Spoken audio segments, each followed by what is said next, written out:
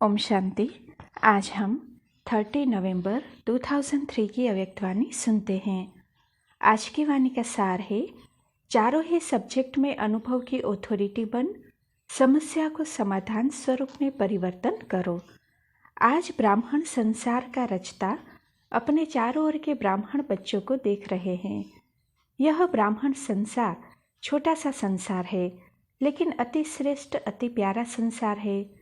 यह ब्राह्मण संसार सारे विश्व की विशेष आत्माओं का संसार है।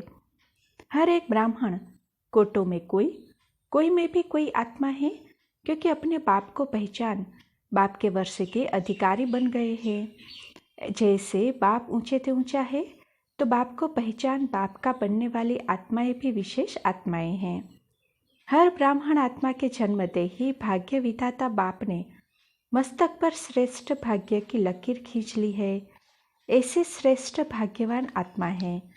ऐसे भाग्यवान अपने को समझते हो, इतना बड़ा रूहानी नशा अनुभव होता है। हर एक ब्राह्मण के दिल में दिलाराम, दिल का दुलार, दिल का प्यार दे रहे हैं। यह परमात्मा प्यार सारे कल्प में एक द्वारा और एक ही समय प्राप्त होता है। यह रूहानी नशा सदा हर कर्म में रहता है, क्योंकि आप विश्व को चैलेंज करते हो कि हम कर्मयोगी जीवन वाले विशेष आत्माएं हैं। सिर्फ योग लगाने वाले योगी नहीं, योगी जीवन वाले हो। जीवन सदा काल की होती है, नेचुरल और निरंतर होती है।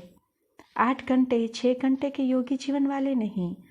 योग अर्थात याद में ब्राह्मण जीवन का लक्ष्य है। जीवन का लक्ष्य तो स्वतः ही याद रहता है, और जैसा लक्ष्य होता है वैसे लक्षण भी होते हैं। बाप दादा हर ब्राह्मण आत्मा के मस्तक में चमकता हुआ भाग्य का सितारा देखते हैं। बाप दादा सदा हर बच्चे को श्रेष्ठ स्वमानधारी, स्वराज्यधारी देखते हैं। तो आप सभी भी अपने को स्वमानधारी आत्मा हूँ, स्वराज्यधारी आत्मा हूँ, ऐसे ही अनुभव करते हो। सेकंड में अगर स्मृति में लाओ कि मैं स्वमानधारी आत्मा हूँ, तो सेकंड में सोमान की कितनी लिस्ट आ जाती है। अभी भी अपने सोमान की लिस्ट स्मृति में आई। लिस्ट लंबी है ना। सोमान अभिमान को खत्म कर देता है, क्योंकि सोमान है श्रेष्ठ अभिमान। तो श्रेष्ठ अभिमान अशुद्ध भिन्न भिन्न देह अभिमान को समाप्त कर देता है। जैसे सेकंड में लाइट का स्विच ऑन करने से अंधेरा भाग जाता है, अंधेरा को भगाया नहीं जाता, या अंधेरा को निकालने की जो मेहनत नहीं करनी पड़ती, लेकिन स्विच ऑन किया अंधकार स्वतः ही समाप्त हो जाता है। ऐसे सोमान की स्मृति का स्विच ऑन करो तो भिन्न भिन्न देह अभिमान समाप्त करने की मेहनत नहीं करनी पड़ेगी। मेहनत तब तक करनी पड़ती है जब तक सोमान के स्मृति स्वरूप नहीं बनते। बाप दादा बच्चों का खेल देखते हैं, सोमान को दिल में वर्णन करते हैं।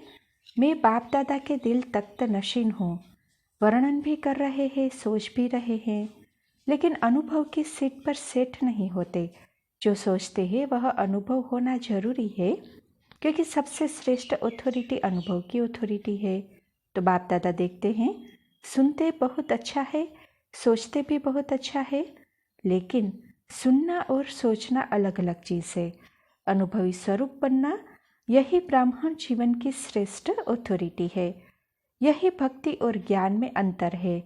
भक्ति में भी सुनने की मस्ती में बहुत मस्त होते हैं, सोचते भी है, लेकिन अनुभव नहीं कर पाते।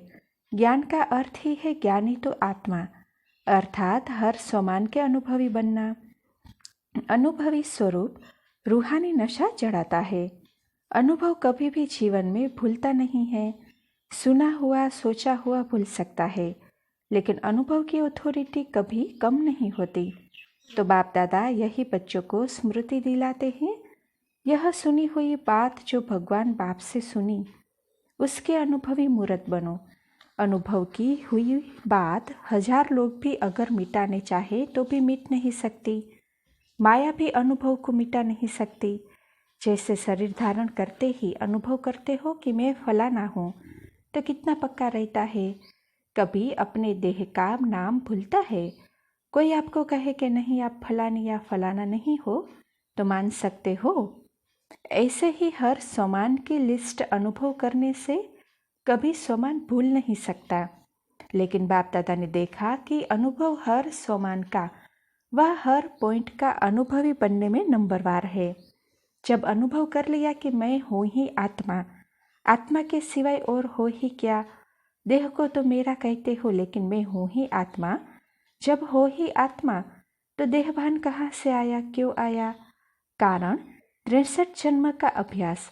मैं देह हूँ, उल्टा अभ्यास पक्का है। यथार्थ अभ्यास अनुभव में भूल जाता है। बाप दादा बच्चों को जब मेहनत करता देखते हैं तो बच्चों पर प्यार आता है। परमात्मा बच्चे और मेहनत कारण अनुभवी मूर्त की कमी है। जब देहभान का अनुभव कुछ भी हो जाए, कोई भी कर्म करते देहभान भूलता नहीं है, तो ब्राह्मण जीवन अर्थात कर्मयोगी जीवन, योगी जीवन का अनुभव भूल कैसे सकता? तो चेक करो, हर सब्जेक्ट को अनुभव में लाया है। ज्ञान सुनना सुनाना तो सहज है, लेकिन ज्ञान स्वरूप बनना है। ज्ञान को स्वरूप में लाया तो स्वतः ही हर कर्म नॉलेजफुल अर्थात नॉलेज की लाइट माइट वाला होगा। नॉलेज को कहा ही जाता है लाइट और माइट। ऐसे ही योगी स्वरूप योग युक्त युक्ति युक्त स्वरूप, धारणा स्वरूप अर्थात हर कर्म हर कर्मेंद्री हर गुण के धारणा स्वरूप होगी। सेवा के अनुभवी मूर्त, सेवाधारी का अर्थ ही है निरंतर स्वतः ही सेवाधारी, चाहे मनसा चाहे वाचा चाहे कर्मणा चाहे संबंध संपर्क, हर कर्म में सेवा नेचुरल होती रहे। इसको कहा जाता है 4 ही सब्जेक्ट में अनुभवी स्वरूप। तो अभी सभी चेक करो कहाँ तक अनुभवी बने हैं। हर गुण का अनुभवी, हर शक्ति का अनुभवी। वैसे भी कहावत है कि अनुभव समय पर बहुत काम में आता है। तो अनुभवी मूर्त का अनुभव कैसी भी समस्या हो, अनुभवी मूर्त अनुभव की अथॉरिटी से समस्या को सेकंड में समाधान स्वरूप में परिवर्तन कर लेता है। समस्या समस्या नहीं रहेगी, समाधान स्वरूप बन जाएगी। समझा? अभी समय की समीपता, बाप समान बनने की समीपता समाधान स्वरूप का अनुभव कराए। बहुत समय समस्या का आना, समाधान करना, यह मेहनत की। अब बाप दादा हर एक बच्चे को समानधारी, स्वराज्य अधिकारी, समाधान स्वरूप में देखना चाहते हैं। अनुभवी मूर्त सेकंड में परिवर्तन कर सकता है। अच्छा, सब तरफ के पहुंच गए हैं। डबल फॉरेनर्स भी हर ग्रुप में अपना चांस अच्छा ले रहे हैं। अच्छा, इस ग्रुप में पांडव भी कम नहीं हैं। पांडव सभी हाथ उठाओ। माताएं, कुमारियां, टीचर्स हाथ उठाओ। पहले ग्रुप में माताएं ज़्यादा थी, लेकिन इस ग्रुप में पांडवों ने भी रेस अच्छी की है। पांडवों का नशा और निश्चय अभी तक गायन में गाया हुआ है। क्या गाया हुआ है जानते हो? 5 पांडव लेकिन नशा और निश्चय के आधार से विजय बन गए। यह गायन अभी तक है। तो ऐसे पांडव हो। अच्छा, नशा है तो पांडव जब सुनते होंगे आप पांडव हो, तो पांडवों को पांडवपति तो नहीं भूलता है ना? कभी कभी भूलता है। पांडव और पांडवपति, पांडवों को कभी भी पांडवपति भूल नहीं सकता। पांडवों को यह नशा होना चाहिए। हम कल्प कल्प के पांडव, पांडवपति के प्यारे हैं। यादगार में पांडवों का भी नाम कम नहीं है। पांडवों का टाइटल ही है विजय पांडव। तो ऐसे पांडव है, बस हम विजय पांडव है। सिर्फ पांडव नहीं, विजय पांडव। विजय का तिलक अविनाशी मस्तक पर लगा हुआ ही है। माताओं को क्या नशा रहता है? बहुत नशा रहता है। माताएं नशे में कहती है कि बाबा आया ही है हमारे लिए। ऐसे है ना? क्योंकि आधा कल्प में माताओं को मर्तबा नहीं मिला है। अभी संगम पर राजनीति में भी माताओं को अधिकार मिला है। हर डिपार्टमेंट में आप शक्तियों को बाप ने आगे रखा है ना? तो संसार में भी हर वर्ग में अब माताओं को अधिकार मिलता है। कोई भी ऐसा वर्ग नहीं है जिसमें माताएं नहीं हो। यह संगम युग का मर्तबा है। तो माताओं को रहता है हमारा बाबा, रहता है मेरा बाबा। नशा है, माताएं हाथ हिला रही है। अच्छा है, भगवान को अपना बना लिया तो जादूगरनी तो माताएं हुई ना।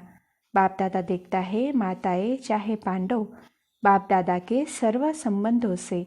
प्यार तो सर्व संबंधों से है, लेकिन किसी को कौन सा विशेष संबंध प्यारा है वह भी देखते हैं। कई बच्चों को खुदा को दोस्त बनाना अच्छा लगता है, इसीलिए खुदा दोस्त की कहानी भी है। बाप दादा यही कहते हैं, जिस समय जिस संबंध की आवश्यकता हो तो भगवान को उस संबंध से अपना बना सकते हो, सर्व संबंध निभा सकते हो। बच्चों ने कहा बाबा मेरा, और बाप ने क्या कहा, मैं तेरा। मधुबन की रौनक अच्छी लगती है ना, चाहे कितना भी दूर बैठे सुने भी देखे भी, लेकिन मधुबन की रौनक अपनी है। मधुबन में बाप दादा तो मिलते ही है, लेकिन और कितनी प्राप्तियाँ होती है। अगर लिस्ट निकालो तो कितनी प्राप्ति है। सबसे बड़े से बड़ी प्राप्ति सहज योग, स्वतः योग रहता है, मेहनत नहीं करनी पड़ती। अगर कोई मधुबन के वायुमंडल का महत्व रखे तो मधुबन का वायुमंडल मधुबन की दिनचर्या सहज योगी, स्वतः योगी बनाने वाली है। क्यों? मधुबन में बुद्धि में सिर्फ एक ही काम है। सेवाधारिक रूप आता है वह अलग बात है, लेकिन जो रिफ्रेश होने के लिए आते हैं तो मधुबन में क्या काम है? कोई जिम्मेवारी है क्या? खाओ पियो मौज करो पढ़ाई करो, तो मधुबन ही है। विदेश में भी सुन रहे हैं, लेकिन वह सुनना और मधुबन में आना, इसमें रात दिन का फर्क है। बाप दादा साधनों द्वारा सुनने देखने वालों को भी याद प्यार तो देते हैं। कोई बच्चे को रात जाग कर भी सुनते हैं। नाच से अच्छा जरूर है, लेकिन अच्छे से अच्छा मधुबन प्यारा है। मधुबन में आना अच्छा लगा है, या वहाँ बैठकर मुरली सुन लो, क्या अच्छा लगता है। वहाँ भी तो मुरली सुनेंगे ना, यहाँ भी तो पीछे पीछे टीवी में देखते हैं, तो समझते हैं मधुबन में आना ही अच्छा है। वह हाथ उठाओ, तो सभी ने हाथ उठाया। अच्छा, फिर भी देखो भक्ति में भी गायन क्या है, मधुबन में मुरली बाजे। यह नहीं है लंदन में मुरली बाजे। कहाँ भी हो मधुबन की महिमा का महत्व जानना, अर्थात स्वयं को महान बनाना। अच्छा, सब जो भी आए हैं वह योगी जीवन, ज्ञानी तू आत्मा जीवन धारणा स्वरूप का अनुभव कर रहे हैं। अभी पहले टर्न में इस सीजन के लिए विशेष अटेंशन दिलाया था कि यह पूरा सीजन संतुष्ट मणि बन रहना है और संतुष्ट करना है। सिर्फ बनना ही नहीं, करना भी है साथ में। अभी समय अनुसार कभी भी कुछ भी हो सकता है। प्रश्न नहीं पूछो कब होगा, 1 साल में होगा, 6 मास में होगा, अचानक कुछ भी किसी समय भी हो सकता है। इसलिए अपने स्मृति का स्विच बहुत पावरफुल बनाओ। सेकंड में स्विच ऑन और अनुभव स्वरूप बन जाओ। स्विच ढीला होता है ना, तो घड़ी घड़ी ऑन ऑफ करना पड़ता है और समय लगता है ठीक होने में। लेकिन सेकंड में स्विच ऑन, स्वमान का, स्वराज्य अधिकारी का अंतर्मुखी होकर अनुभव करते जाओ। अनुभवों के सागर में समा जाओ। अनुभव की अथॉरिटी को कोई भी अथॉरिटी जीत नहीं सकती। समझा क्या करना है? बाप दादा इशारा तो दे देता है, लेकिन इंतजार नहीं करो। कब कब कब नहीं, अब एवर रेडी। सेकंड में स्मृति का स्विच ऑन कर सकते हो, कैसे भी सरकमस्टांस हो, कैसे भी समस्या हो, स्मृति का स्विच ऑन करो। यह अभ्यास करो, क्योंकि फाइनल पेपर सेकंड का ही होना है, मिनट का भी नहीं। सोचने वाला नहीं पास कर सकेगा, अनुभव वाला पास हो जाएगा। तो अभी सेकंड में सभी, मैं परमधाम निवासी श्रेष्ठ आत्मा हूँ, इस स्मृति के स्विच को ऑन करो और कोई भी स्मृति नहीं हो, कोई बुद्धि में हलचल नहीं हो, अचल।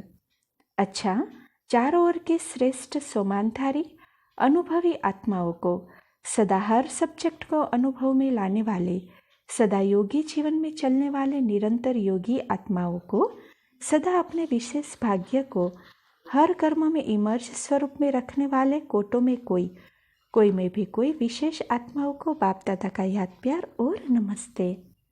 अच्छा, ओम शांति।